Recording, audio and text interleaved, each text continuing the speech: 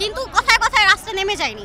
আমরা সর্বপ্রথম আমরা রাস্তার সাথে ভালো মতো এই ব্যাপারে কথা বলেছি, আমরা অনলাইনে প্রতিবাদ জানিয়েছি, আমরা সর্বপ্রকার চেষ্টা করেছি। অবশেষে আমরা এখানে এসে আজকে গত 2 দিন যাবত আমরা এখানে ব্লকেট কর্মসূচি দিচ্ছি।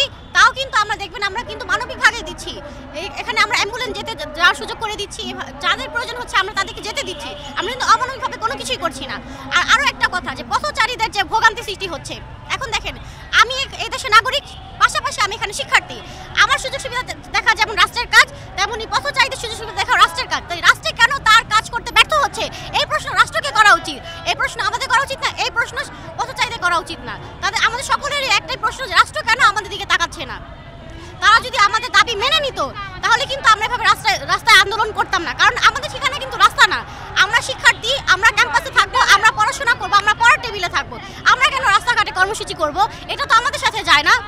তাই রাষ্ট্রের উচিত কি? রাষ্ট্রের উচিত হচ্ছে পথচারী যারা আছে বা যারা সাধারণ জনগণ আছে তাদেরকেও নিরাপত্তা নিশ্চিত করা, তাদের সমস্ত সুযোগ সুবিধা দেওয়া, এবং যারা শিক্ষার্থী আছে আমাদের সকল সমস্যার সমাধান করা। তাই এখানে সবচেয়ে ব্যর্থ সে হচ্ছে রাষ্ট্র। তাই অবশ্যই আমাদের সকলে উচিত এই প্রশ্ন রাষ্ট্রের কাছে, রাষ্ট্র কেন বারবার ব্যর্থ হচ্ছে।